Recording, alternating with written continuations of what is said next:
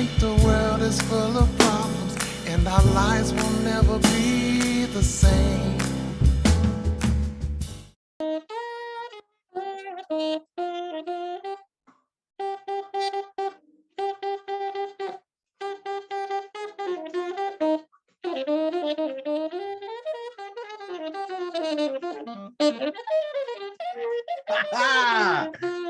Go, Richard, go.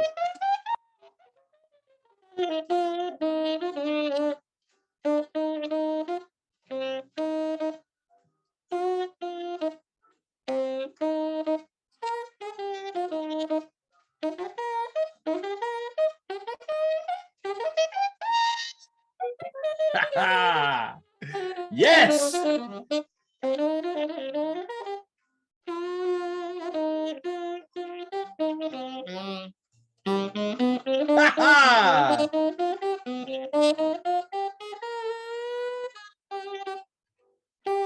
I love it.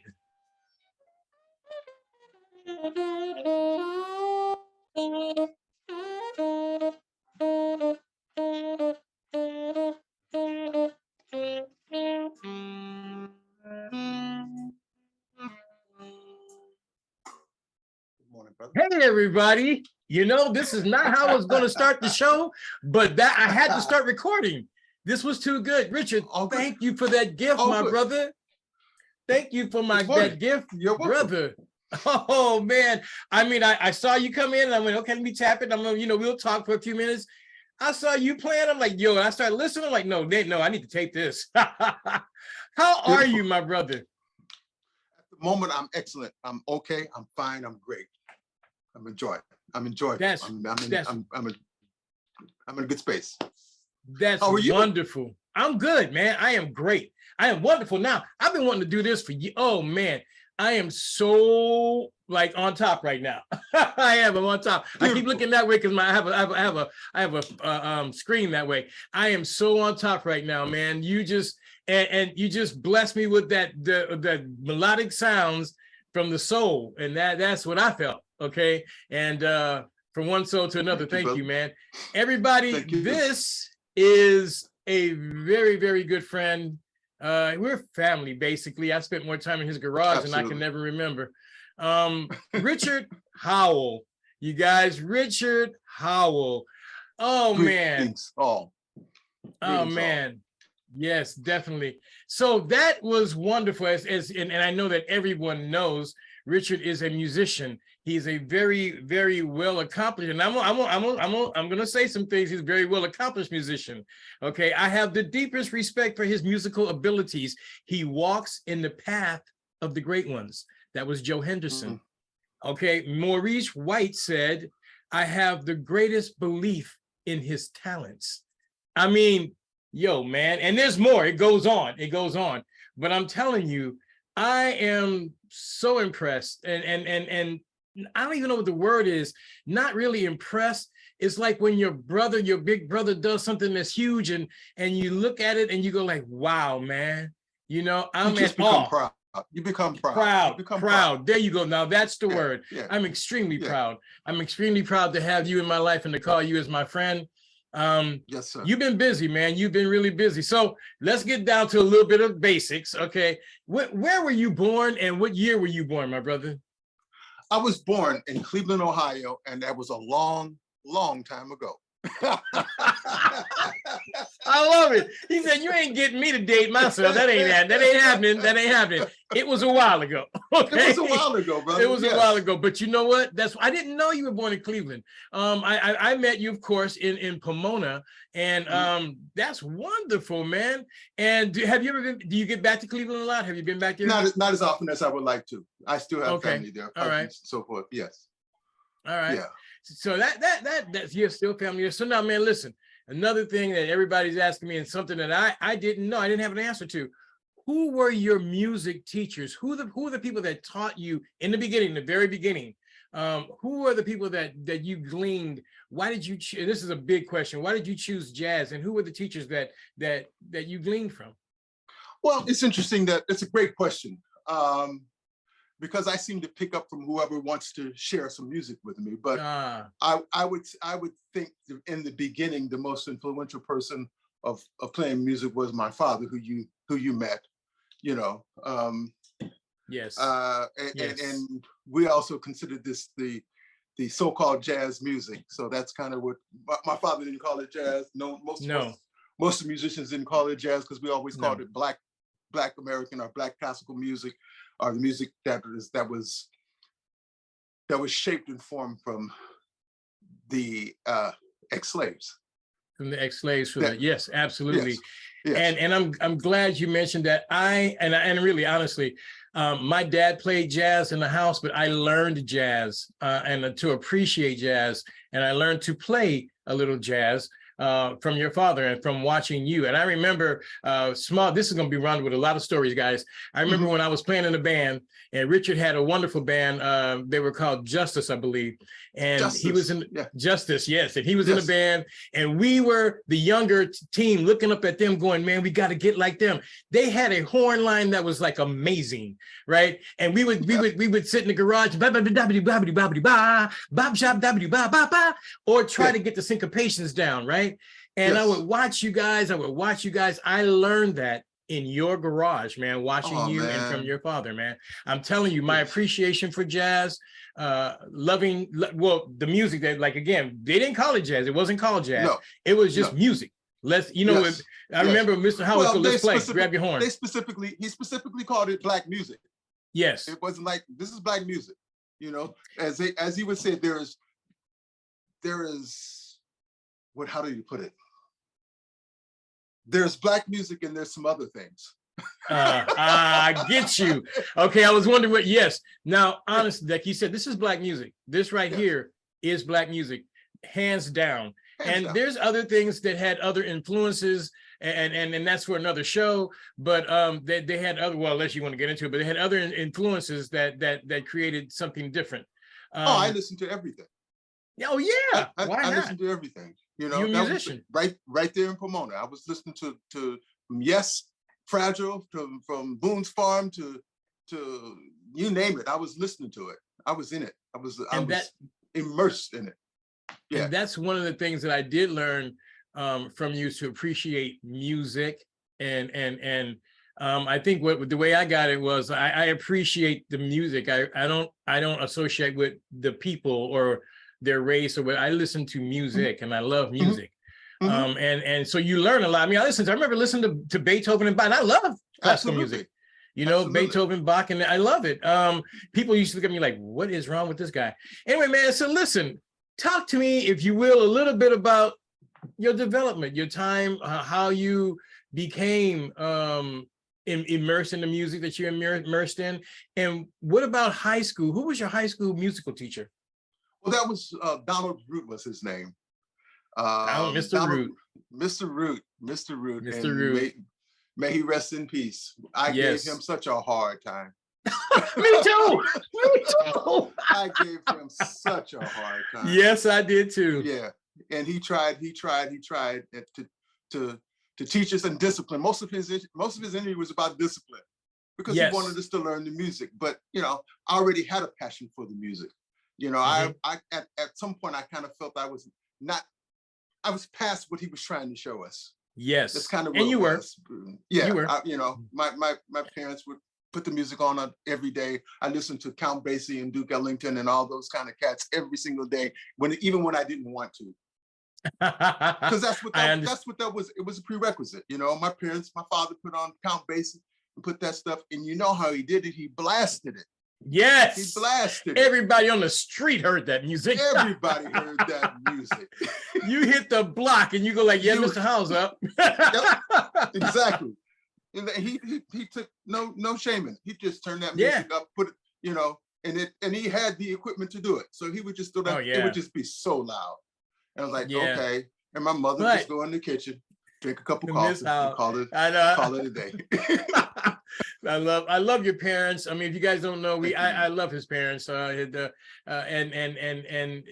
we grew up together, basically. Like you said, the thing about that I learned from listening to the music was there was very little distortion in the music he was playing. You could actually hear the sounds and the different instruments. And I really loved, I learned to identify with that. Tell me about your time at Pomona, man. Pomona, boy, oh boy. Where do I start? Yeah, well. We were one of the first Black families to move into Pomona.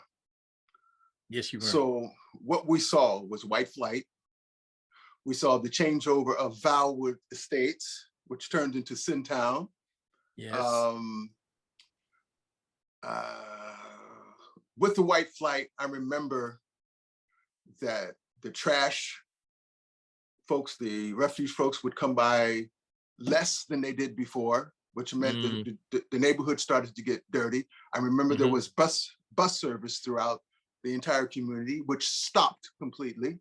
So no buses ran through Valwood Estates anymore. Yeah. So it was, I saw the creation of a ghetto. No, I thank you. Yes, I saw that.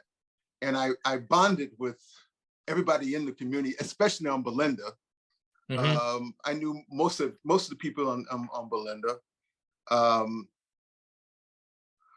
There's a lot to say about Pomona.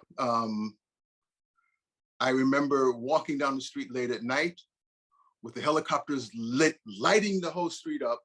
Lighting me up, and then the police running around like little rats, trying to identify you when you're just walking home from a party or walking home from an event. I remember all that stuff, and it shaped me. It shaped my relationship with the police officers, and but the beauty was the characters of Pomona. There was my friends was Reggie Brown and Ralph Clay. Yes. Ralph Clay, the notorious beautiful Johnny Bean. Johnny Bean. Yes, you gotta put respect on that name. Right? Goodness, man. Johnny Bean. That brother, let me just stop and pause with him. That brother was feared and loved and respected. Yes. I love that brother. Me too. Love that brother, man. He just has. He's around. He's about. He's still about. He's still about. He's driving truck, man. Yes. All across country. Yes. I love to see him. Yes. Yes. This is good. He made a very strong impression on me, man. Johnny did. I remember I wanted to go out one night. I'm just going to tell this story. I wanted to go out one night, and I wanted to take this sister out. I won't mention her name. Yeah. Okay. That's fair. I wanted to take her out, and Johnny knew that. And you remember Johnny had that van? The van, the notorious van, yes. That notorious van. He pulled up one day, knew that I wanted to take her out, pulled up one day with his van, jumped out, threw me the keys and said, "Take her out, bro." And walked away. Nobody drives Johnny Bean's van. Nobody. I'm ready to say you drove Johnny's van? Oh man, I took this girl out in Johnny Bean's van. Oh, nobody you wouldn't even want to touch that van. Look, guys, touching the van would be like, did you touch Johnny's van? I mean, yes. Threw me the keys and said, "Oh man, have a good time." And I never forgot that, man. That was like that's the spirit. Beautiful. That's beautiful. That's the spirit. See, that's the spirit that we have. Yeah, go ahead. Yes. Yeah. Then I went to my very first party. I begged my father if I could go to this party. He said, no, it's too dangerous. No, it's too dangerous. Right. My brother, who was older, got a chance to go out. I said, I'm going to be cool. I'm going to be good. Nothing's going to happen. He said, all right, you can go. So the very first party I went to was Jacques Bardeau's house. Oh, okay. Yes. All right. Yes. On Avalon. Yeah. And Absolutely. As soon as I stepped out, some brothers from another part from South Pomona came here and was popping stuff. They didn't even. Man, that was a different time. They weren't different time people. Zone. Yeah, no, they weren't shooting different people. time zone. They were you threw hands back then. Yeah. Yeah. You scare people and throw hands. Yeah. yeah. And that was my first partner. I'm like, I ain't telling my dad about this one. You'll never go to another one. It was great. I had a ball. I had so much fun. And my brother was still out. I came on, I had a curfew, so I came in. But that was part of Pomona. And then there's Ganesha and all the whole kind of stuff. We can get into that, but yeah, I'll wait for your question. I mean, no. This is what I'm talking about. This is what it is. Actually, it's a very loose interview. There's only a few things I want to hit. And like you got into it already. The Pomona part of it. What was like? Okay, what was your first band? And like, where did you guys play, and where did you play, and who was your first manager? All that kind of stuff. Well, my amateur band. Amateur. Well, okay, excuse me, I forgot about that. Your amateur band. My amateur band. I put something together out of Ganesha High School. Right. Some of the cats that I can't even remember half the names, but we were, playing stuff like da da da da da. Exactly. And playing, and people were giving us, quarters and dollar bills and all that kind of stuff. We were excited. So that was the first thing. And then I started during the summers. I was going to all the other schools, other high schools, playing in all the little regional bands, and that's where I met Donald Bailey, Donald Bailey Jr., drummer, and he was playing. What was he playing? Bass clarinet at the time. Okay. So I started meeting some of the folks throughout Pomona, other than other than Sintown, which was really cool. And then I kind of migrated north, La Puente. Where was La Puente? In the La Puente. La Puente, in the La Puente area, right? Yeah. And that's when I was part of a group called Everyday People, which later turned Everyday into People. Justice. Yes, I remember. Justice. Yes. I read Justice. Yes. I roadied for you guys a couple of times. I remember. Yes. Just to be there, just to be there. That was wonderful. You made a very big impression upon me and my band. We did basically the same thing that happened. I started a band in Ganesha, and we went on. So we got to Justice. Now, how did you get to Northern California? Now, you've been called the Jedi of music in Northern California, man. You were doing the thing up there. I'm reading you're a teacher. You have a certain, and then one of the things before, I don't want to ramble, but you also are known in Europe more prominently than you're known here. Is that a correct statement? That's probably a correct statement. Yeah. I mean, I am known here. Well, you are, of course. I'm known here, but I also noticed that the larger institutions kind of ignore some of the things that I do, but they also kind of pick apart some of the things that I do because they love most of the things that I do. I'm one who doesn't really kowtow, beg, or kiss butt. And I have to credit that to my father. So I'm just one of those kind of people. I'm not kissing anybody's butt to get anything. So that's right.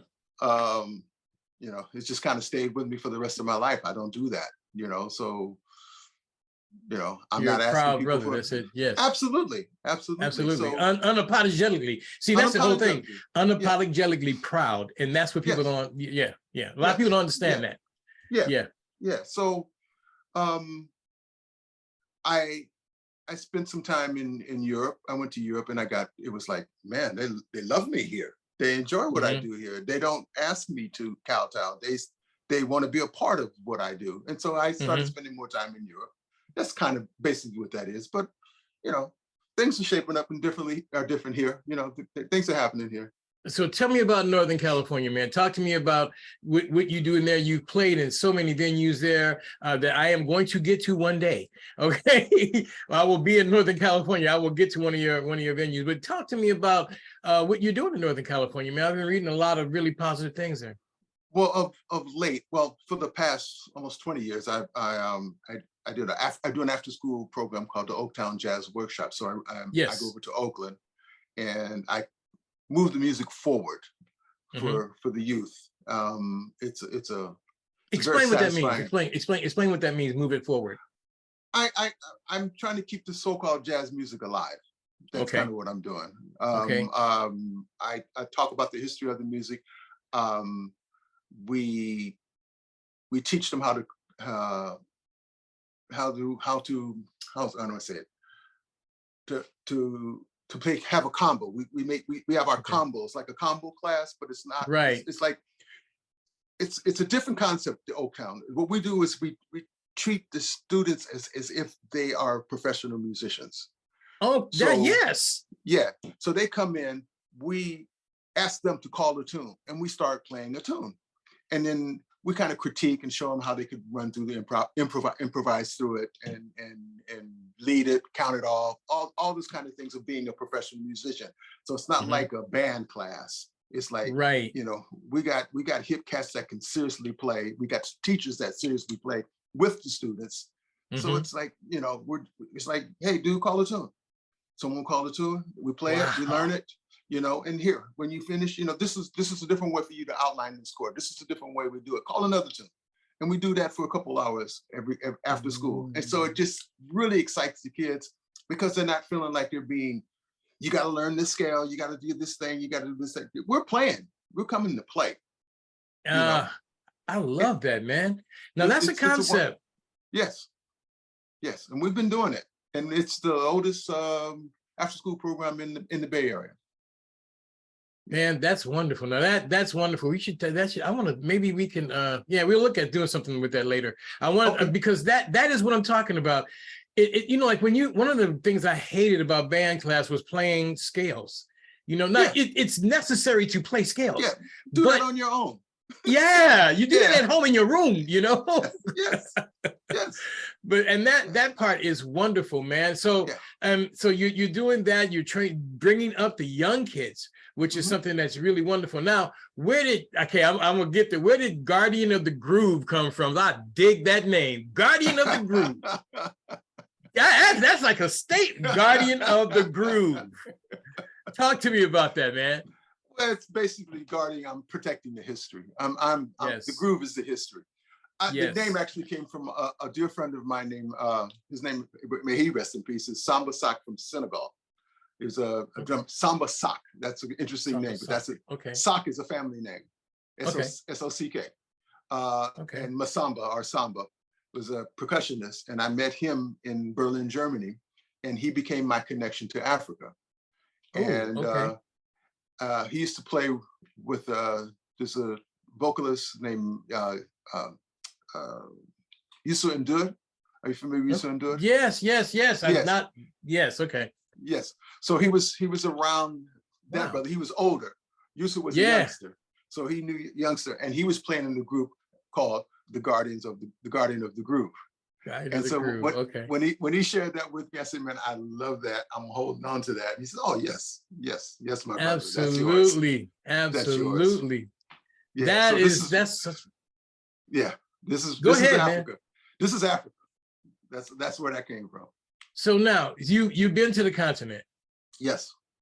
And where did you go? What did you experience? How do you feel? I've never been there yet. I went to Tangier, North Africa. I went to Mali. I went to Burkina Faso. And each time, my experience is that is a way different place. That is way different place. I mean, way different, huh? You are in Africa, and there's nothing like it. I mean, absolutely nothing like it. Okay. When I was in Mali, I saw humanity. And when I mean by humanity, I saw someone that looked like my father. I said, man, that looks exactly. This cat looks like me. There's somebody else that look like you. There's somebody that looks like the white dude up the street, has the same features of the white dude up the street. I mean, humanity was right there. Every single feature was there. From the Japanese, Chinese, to Black, Puerto Rican, it was right Speak there. on it, yes. It was fascinating to see. I'm like, that looked like Mr. Such and Such. That looked like Mrs. This is where we all came from. Yes. That's where we all came from. Yes. And it just blew me away, especially when I start seeing my white neighbor up the street. That's my white neighbor who is dark. That's his same face. It's like, wow. Yes. That is where we all originally come from, the original people. It was mind-blowing to see. In Africa, the colors just like pop out. The sky is Wow. blue. It's blue, man. It's It's really blue. Yes. Okay. Yes, and the Okay. ground is red or black or whichever part of the country, the continent you're on. It's colorful, man. The people are colorful. The clothing is colorful. I mean, you notice that right off. It's colorful. See, you've drawn me in now. I'm okay. Yeah. Now and I'm gonna share this for the brothers who like to hold on to the ladies. Do not go to Mali because them brothers are some handsome brothers there. I was like, that's not my thing, but that's a good looking brother. It's like, Yeah, I feel you. Yeah. Whoa, okay. That's a good looking brother. I said, oh man, sisters will have a time here. Yes. That's what it's like that. They're like, whoa, I'm looking for the ladies, but man, that's a good looking brother. Right on. Beautiful features, nice, everything's just gorgeous about, standing tall and skin. Yeah. Oh, there you go. Whoa. Okay. Okay. Now that's wonderful, man. Yeah. Now, the album, you've had several albums out. What album that inspired you the most, or what set of tunes inspired you the most when you were in Africa? Interesting. That inspired me the most when I was in Africa. That allowed you to give more of yourself from your soul out into your music. Of my albums. Yes, your albums. Exactly, your albums. Burkina. Burkina. Yeah, that's what I was getting at. Burkina, because that album, when I listened to that album, and I'm going to play a bit underneath here when we do the in post, that when I listened to that album, it did something. It drew me more into, I guess, the continent, or more into my soul, actually. And I used to play that in my ears a lot. And that's why I was wondering if you were influenced by Burkina when you were in Africa then. Absolutely. I was actually in Burkina Faso. Burkina means brain fart right here. Burkina is honorable. Means honorable. Honorable. Okay, honorable. Okay, honorable. Burkina means honorable. And okay. I think it's an ancient language from the Moors. So Burkina, okay. Yeah. Burkina Faso means people. So it's honorable people. That's what that continent is. Yeah. Which used to be Upper and Lower Volta back in the day. Yes. But that's when they renamed it. When I was in Burkina Faso, I was playing this particular saxophone. Oh my gosh. So this is a 1949 super balanced action Selmer. And I took this thing and did the thing of roots, and I say Burkina. I christened it right there in Africa. So this is Burkina. This is what I play, Burkina. I have a couple others, but this is Burkina. That's what I opened with. Yes. Yeah. Now, honorable. Man, I'm honorable. I remember when I heard that, and I was in, I think I was in Vegas. I think I remember when I first put you gave me a very nice letter, and I put the CD in, and I was like, oh man, it just engulfed me in that area. And I can remember that like it was yesterday. I was like, wow, just the music. What is your process of creating? Because I listen to you, and it's different. It's different. It's just different. That's an interesting question, and it's a very difficult one to answer, because the muse comes from different places. I as I said, like traveling to Africa was one of it, but sometimes I just hear melodies, and I try to put the melody. Well, sometimes I hear melodies all the time, to be honest with you. don't think I'm nuts, but I don't think you're nuts. I don't think you're nuts. Go ahead. Yes. I hear things all the time, and I a lot of times I sit down on the piano, and I'll hear a chord and see if I voice it, and I'll start singing a melody. So that's part of my process. But sometimes I'm also a bassist, so I like to hear these bass lines. So if I can find a hook or something that is like an earworm from a bass line, that's another part of the process. And I just kind of put it all together. And with Burkina, it was the debut for my youngest son. I was going to get to that. Yes. Yeah. Ely. Yeah. I used to share with him, well, all this music of the masters, like, Elvin Jones and Tony Williams and all those cats. And I remember mentioning that Tony Williams played with Miles when he was 17 years old. So I said, you're going to do an album when you turn 15.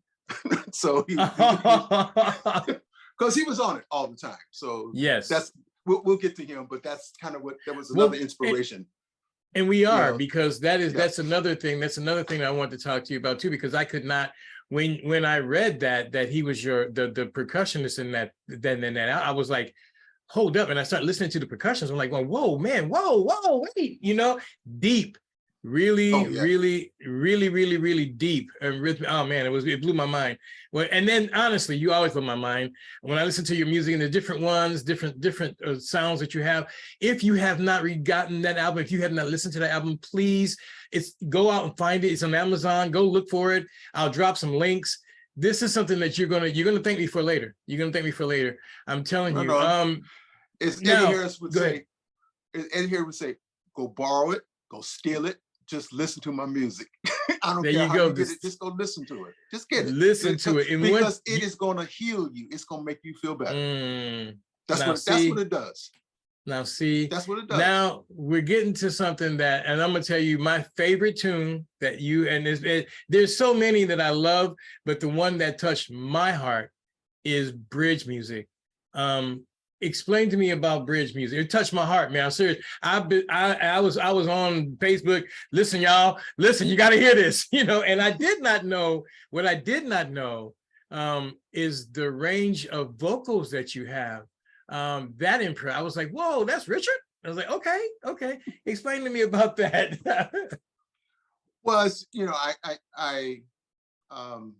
bridge music is how I define my music. Yes. It's a pathway that brings us together.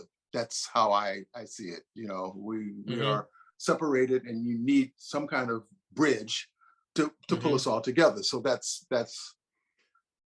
what that music is about. That's what that song is about. And I was kind of feeling something a little bit on the poppy, funky side that I wanted to put into that album, which is all me as far as I'm concerned. I don't put it in genres, but this is what I was feeling at the time.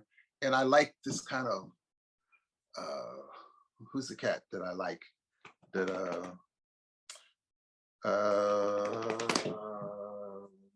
a brother that I can't think of his name right now, but I listen, as I say, I listen to everybody, and there's a song that just kind of like touched me in a way, and I wanted to have something with that same type of feel, but with my own energy. Yeah. And that song touched me. It really did. And all the ones, like, again, I love the music that you play, but that particular song, it just hit me, man. I was like, whoa, wait a minute, this is a different thing. And it was really nice. It was your vocals in there are wonderful. I mean, the scat. Oh my God. Thank you. And I was like, yes. Yeah, and when I tracked it, I had this idea of my son just letting loose on a slow ballad. It's like, okay, let me see what you can just take off, man. That's my inner secret with my son. I always tell him, man, just play and have a good time. Oh wow. Well, so talk to me about Ely, man. How did he become, or how was his journey to become a percussionist? And I know that you influenced him immediately. And what did you learn? What did you glean into him? And more importantly, what did he glean into you? Well, that's good. Now I love that question. What did he glean into me? Right now, he's inspiring me to stay on my job. That's what he's doing right now. But all my children were surrounded by music, and I'm proud of all of them. But LA, I apologize. No, he goes by Ely, because people can't pronounce it. But when I found his name, which is house, basically, or one who runs the house. Okay. Yeah. Like Elegua, one of the deities, Ele. It's like saying Pele without the P. Ele. Okay. That's how I say it. Got you. As he said, people could keep mispronouncing his name, so he goes around. Yeah, just call me Eli or Elay, you know, so he's cool with that. But you know, he listened to music in the womb. I had the music blasting. He was listening to a lot of Salif Keita. I was listening to a lot of Salif Keita at the time, which is the voice of Africa, this beautiful, beautiful singer. And a lot of John Coltrane, which is what I was listening to. We'll just fast forward after his birth, as a youngster, 2 or 3 years old. One of my dear friends, Raymond Nat Turner and Ziggy Lowenbrough, they brought my son a small, tiny toy drum set. And I was like, no, you don't buy kids things that make noise. What are you doing? Yeah, not noise, wait. Yeah. No. That they did that. But before that, a friend of mine, his name is Ron Streeter, he had these little LP drums, little small miniature drums. They were real drums, but they were little tiny drums. Okay. And when he was sitting down as a baby, he would just hit them. He would just hit these drums, and he enjoyed the sound of it. So I said, oh, this dude's gonna be a musician. So he's playing. So that's part of his development, because he was into the sounds, and he didn't speak for quite some time. I thought, okay, I hope he's okay. You're right. When he first started speaking, he spoke in full sentences. He was just listening. Dude was just listening. Taking it all in. He took it all in. He just started speaking in full sentences, like, whoa, you know. And then his first word he started to spell was pizza. He said pizza, P-I-Z-Z-A. So, all right, okay. All right. And so anyway, he was immersed in the music. So by the time he was 3 or 4, I would take him to all my rehearsals. So he was just immersed in the music and all these, you know, he was always playing on some drums. There was a guy named Larry Van, brother who's still around. Larry Van would put him on his lap at a rehearsal, a drummer. And he would just like let him hit the hi-hat as a little kid, and he would just keep time. It's like, this dude got impeccable time. Wow. You know? Okay. Yeah, so he was just around it. One day, I was over a friend's house who was a drummer. He had about 6 or 7 drums, and he let sit on the drums. He just started laying this groove. Okay, I took him home. About an hour later, there's a knock on the door. This dude's bringing in a big drum set, big Tama drum set, big rock set.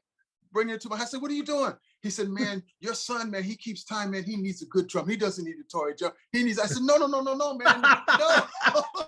Back again, no. I feel you, yeah. No, yeah. No. So we stuck that thing in the dining room.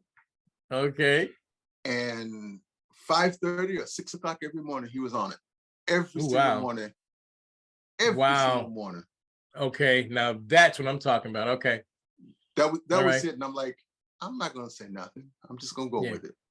Let it go. But I would love to sleep in. But I want to sleep. I want to sleep in, but no, I want to sleep. But and when you're doing something like that, that's from the soul. Yeah, absolutely. And give my neighbors credit; they did not complain. Oh wow, not at all. Not that's at all. wonderful. Now that is wonderful. That is wonderful, man. So how old is he now? How old was he when he did the album, the album with you? He just turned 16. He just turned 16. With Burkina. Burkina, yes. Yeah, and then I guess he was 17 with the Mangaku album. Okay. That's when I introduced. That's when I introduced him, basically. Yeah. Yes. Yeah. Because he's on the cover with you, and that's a wonderful album. Good music. What inspired you to play Mr. Bell? That's another one. Dr. Bell, rather. Dr. Bell. There's a tune on there called Dr. Bell that is very. It's another one that got me. Yeah.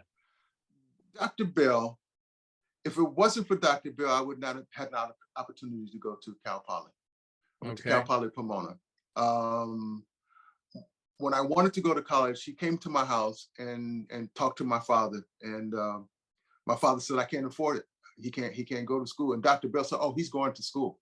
We will figure out a way for him to go to school. Okay, all right. And whatever he did, he got me into Cal Poly.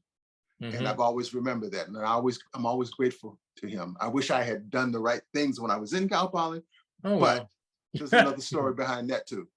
But if it wasn't for him, I have not had the opportunity to spend 3.5 years there.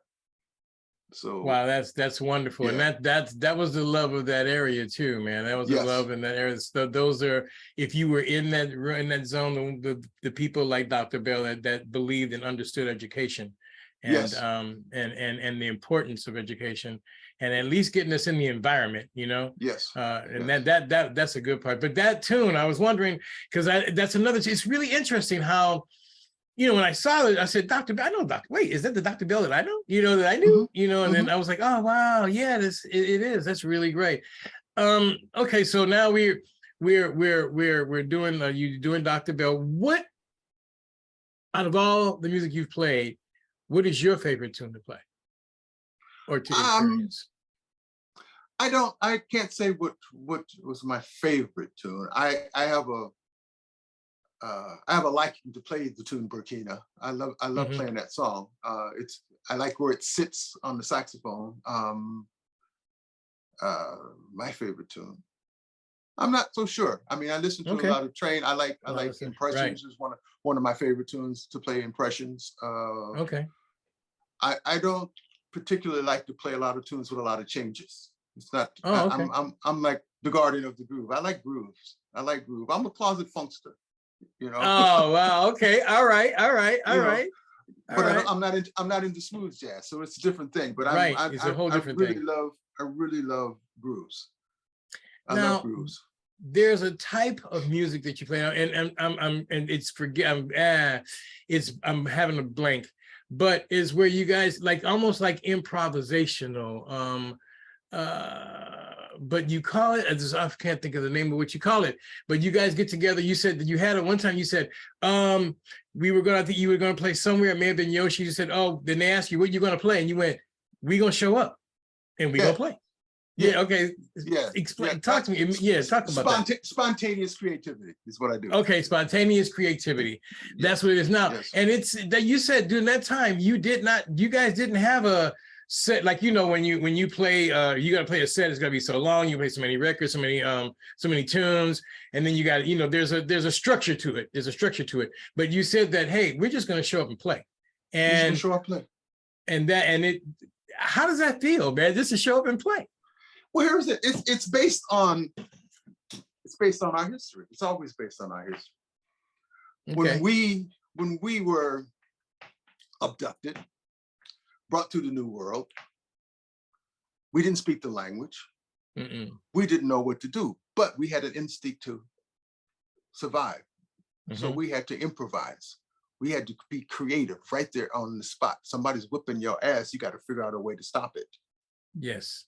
Stop it. Yes. You know, so in that tradition, I wanted to play this music, get in front of an audience and figure out a way how we're going to make something happen so we don't get our butts kicked in a way. You know, I get you. You need to have a certain amount of folks who are fearless in that endeavor. You know, like, okay, but you mean you're not going to rehearse? Nope. Yeah. We're not going to rehearse. We're going to, in that tradition, we're just going to like, okay, let's figure it out. And certain things are not going to fly and certain things are going to fly with a lot of joy. You know, so that's kind of the intent of how I wanted to do that. I think I just picked the right people to do it. You know, we're just going to create music right there on the spot. You know, no rehearsal, no nothing. Just like, and we have to survive just like our ancestors did. That is beautiful. Now because I'm gonna tell you something, man, that would scare me to death.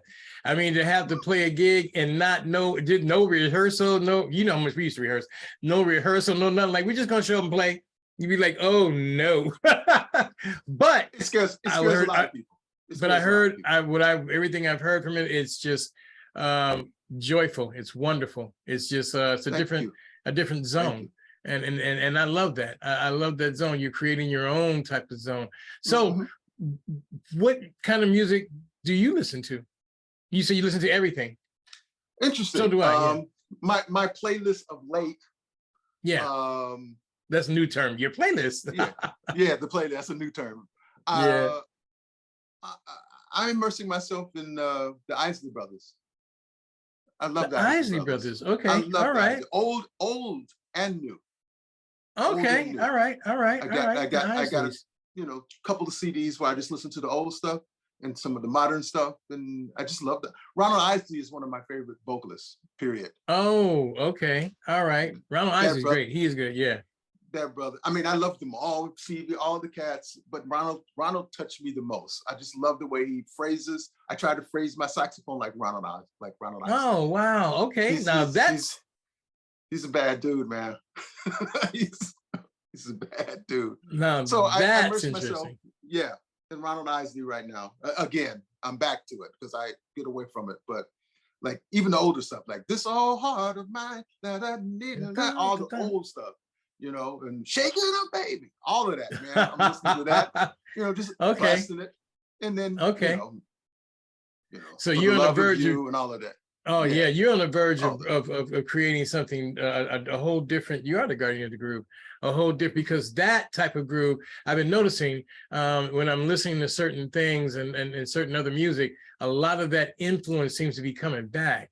People are not coming back. It never really left, but people are actually noticing it or playing it more, and that's the part that I really dig. That I'm like, because I'm in a restaurant and I'm like, what? Wait a minute, I know that song, but. People are now starting to identify with it, and that's the wonderful part. And it sounds like you're getting ready to do something a little bit different.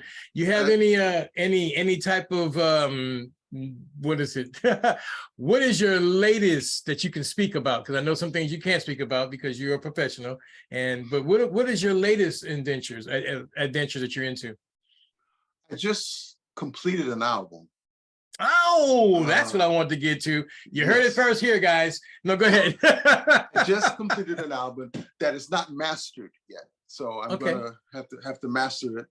And I'm trying to figure out how I want to put it out, because pressing CDs are not the thing. People are not buying CDs. Yeah. I'm not so sure if I want to do Spotify or any of those kind of things. I don't know yet. So I'm trying to figure out the right way to put this music out. I put together a 12-piece band and recorded.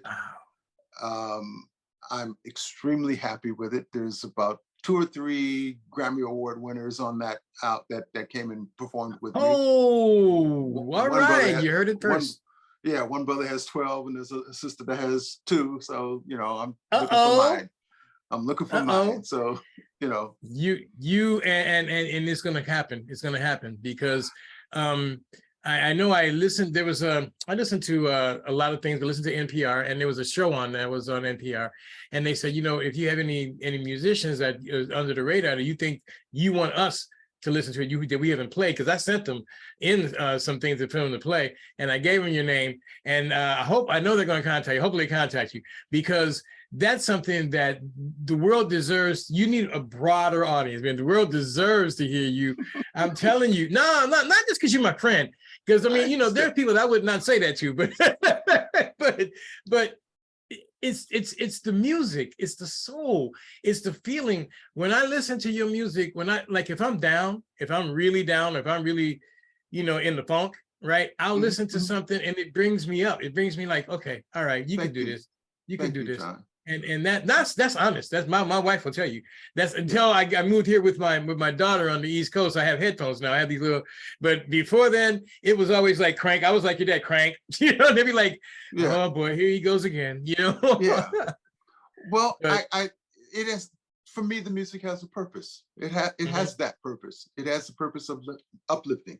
It's joyful music. My latest album that I want to release is it's the group that I put together. Is not Sudden Change. It's the Joy Protocol Ensemble. I saw that, the Joy Protocol. Okay. Yeah, it's the Joy Protocol Ensemble, and that came out of the end of COVID, where people were objecting to taking pills and shots and all that kind of stuff. Which I understand. I'm not throwing rocks at that. Yeah, I hear you. They were upset with mandates. And I thought, you know what? Some people get upset with anything that is good for them. I am going to mandate happiness. I'm going to mandate joy, and I want to see who's going to object to that. All right. We're mandating happiness and joy. The Joy Protocol. I love ensemble. Let me see who's going to say, I don't want to be happy. Okay. Don't make me happy. I don't want that. Make me happy. Right. So I have a purpose. The purpose is to lift spirits. That's beautiful. That is beautiful. And that is what the music does. Again, and I keep using the term soul for lack of a better word. I know that it touches me in a deep place that I could turn on other music and it doesn't. Not throwing rocks at it because I love all music, but when I listen to, there's certain tunes, and when I listen to it, it just touches me in a deeper place. And that's what go ahead. Part of that is Pomona, man. Excuse me?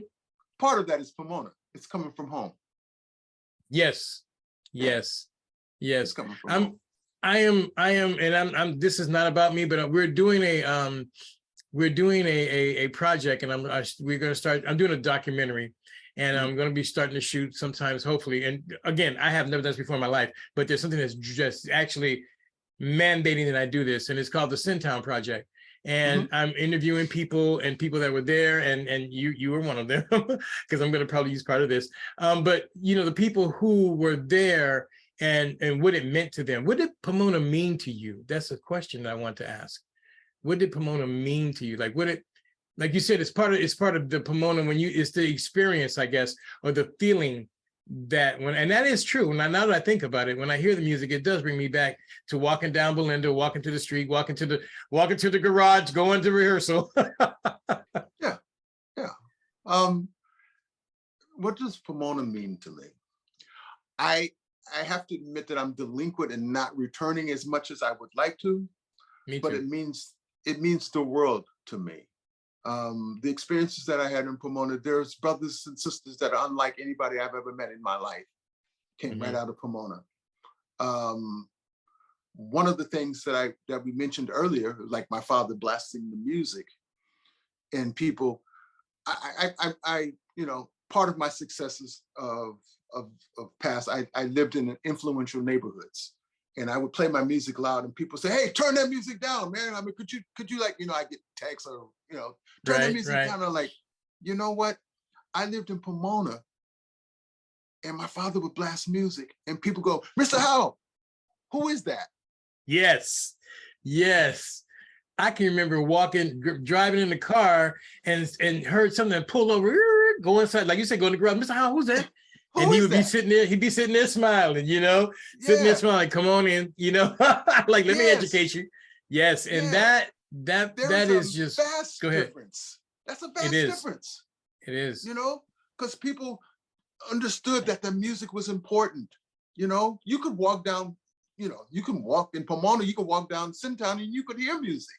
People be playing their music out loud, and nobody's tripping. Like, nobody's tripping. Listen, there was a people who lived next to me, who lived next to us where we lived on Avalon, and it was Hispanic people. And I had a band, and we played in that garage, man. And my brother the other day said, "Man, have you ever thought about what your neighbors felt?" And I'm like going, "Oh my God."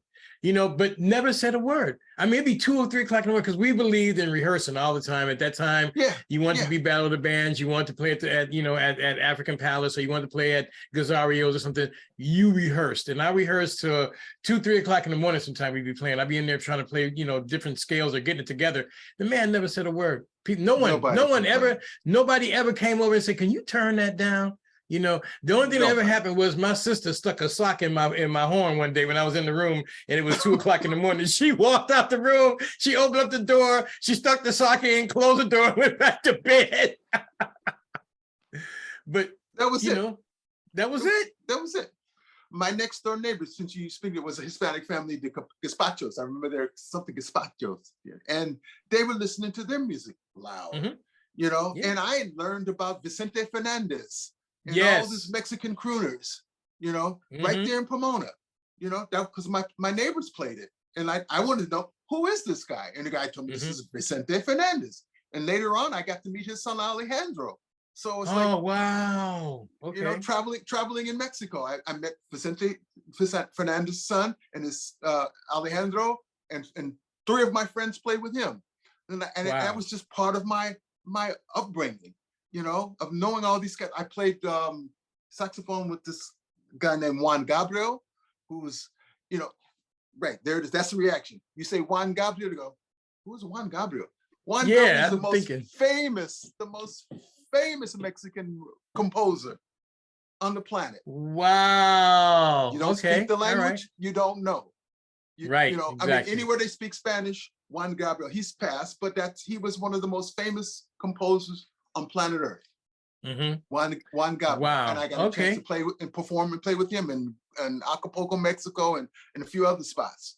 It's like, now that's wonderful, man. Dang. I mean, what I'm thinking about is you traveling the world, doing what you love, man. Yes. That's just great. Bringing love with you and leaving, you know, with their love and leaving some of yours there. That is beautiful to me. That is just totally beautiful.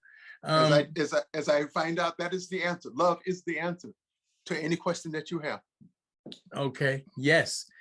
And it's the answer to our to getting rid of our differences and all that kind of good stuff, man. Yes.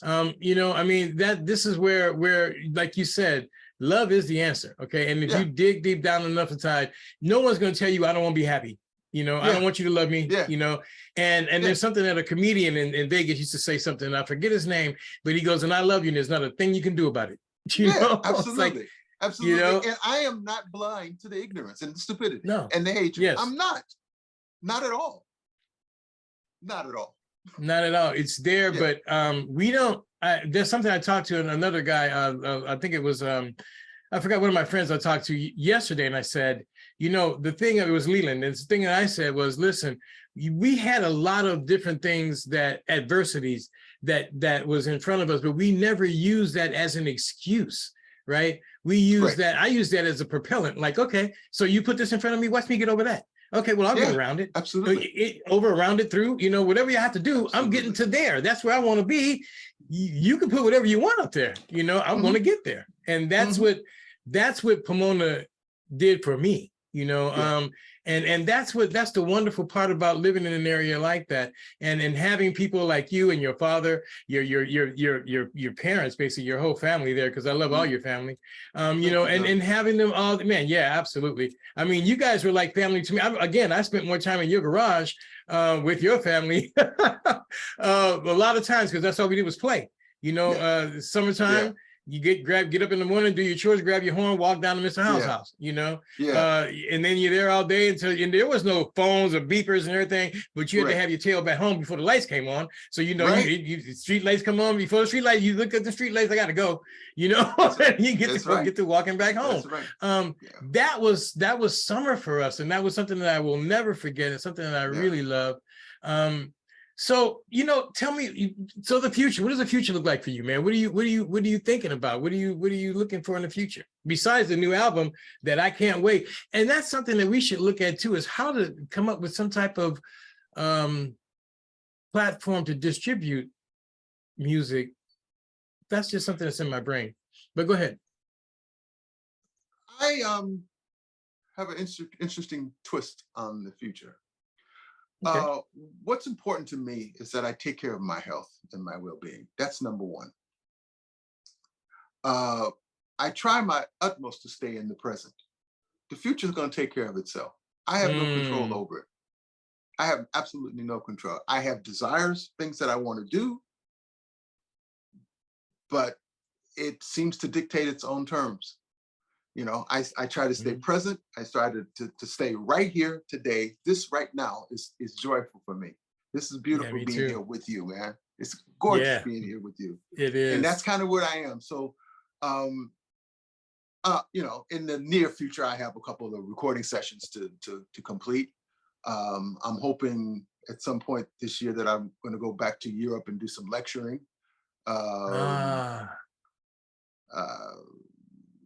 What else am I planning on doing?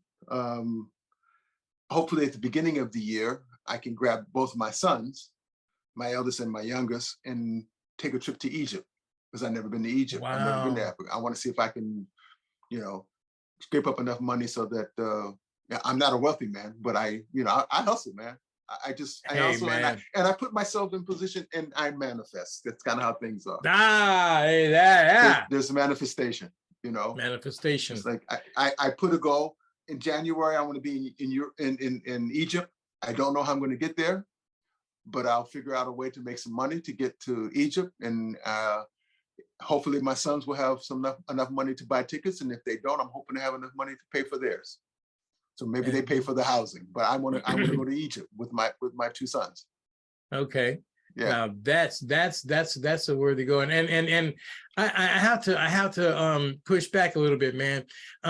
You are wealthy. You are a very wealthy man. You're a very wealthy man. Thank you. And it depends on what people what they think of as wealth, and you have generational wealth, and your generational wealth is manifesting, and that's a beautiful thing.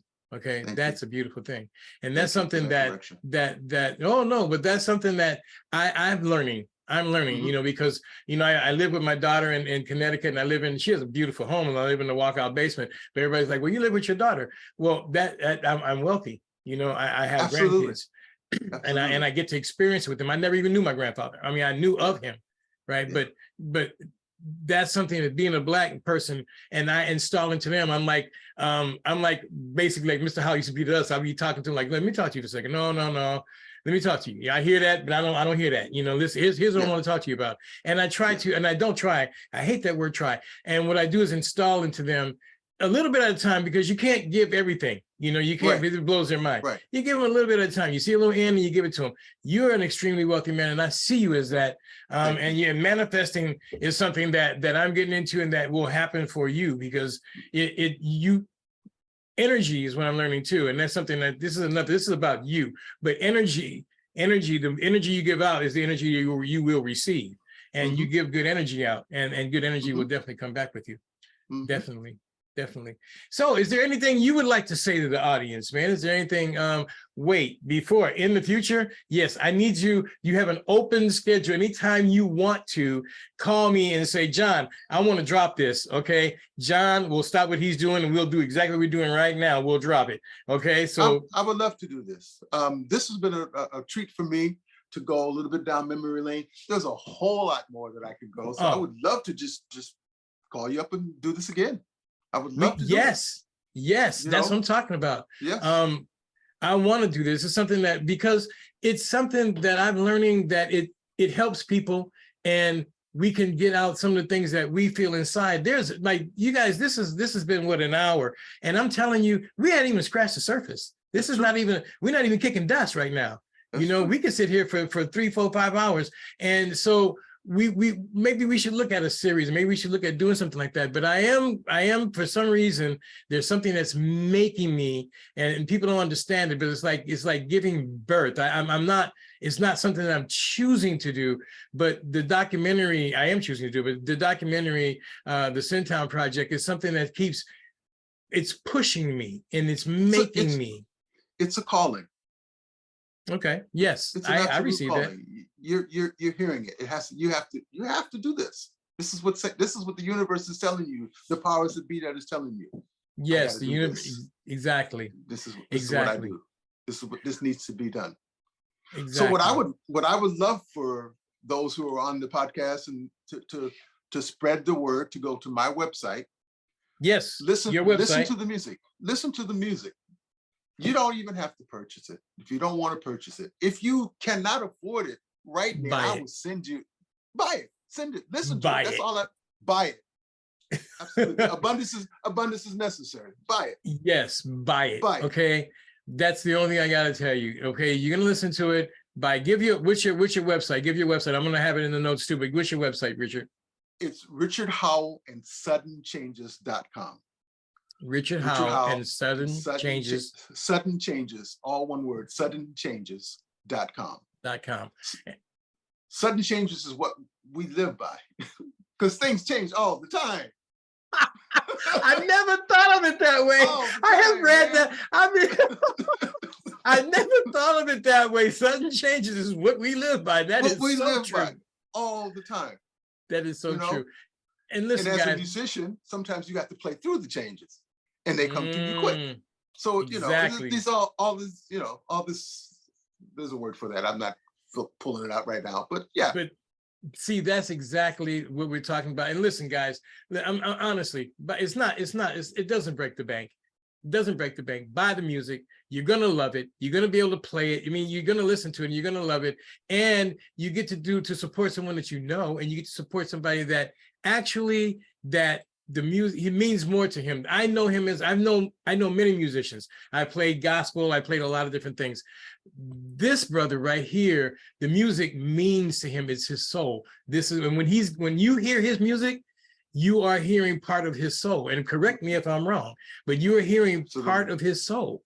Absolutely. He's depositing it in it to you. And the thing about energy is, energy can never be destroyed. So it doesn't really matter whether he played it 10 years ago, 5 years ago, 3 years ago. It's energy, and it will continue to give off that same vibe, man. Thank you. I'm telling you, Richard, man, again, we got to do some more of this, man. There's so many more questions. I got like hundreds of questions up here. And I said, I can't just, I'm listening to our stories going like, oh, wait, what about this? What about that? Yes. I'm telling you, man, my childhood, but my young coming up actually involves you and your family and music. And so go ahead. You were going to say. Oh, I'm just saying, let's do this again. I'm open for doing it again. Okay, wonderful. We're gonna, and I know I know your schedule is definitely demanding, but I'm gonna tell you, man, anytime you want to, I will drop whatever. I'll drop an hour. It don't matter. I'll go like, okay, yeah, come on, set it right here and bam, turn on the camera and let's get it. And when you think about how to distribute the music, let me know, man. So I want to make sure that we get it out here. Okay. All right, guys, listen, this has been people that accomplish amazing things. This is the first edition, and this is my friend, my good friend, my brother, actually, Richard Howell, and Richard Howell and suddenchanges.com. It will be in the link. Make sure you go there, listen to the music, buy the music, okay? Buy the music, listen to the music. You will love it. You will be blessed by it, okay? We will be back again. Richard has agreed to come back again, and we will definitely come back again and give you more love, okay? Again. Absolutely. Richard Howell, guys, and we're going to stop the recording here, but thank you very much, Richard, for being with us. And John, I'm definitely, pleasure. Oh, brother, it's my blessing. It's my blessing. Definitely. All right. Thanks a lot, guys. We'll talk to you later. Take care.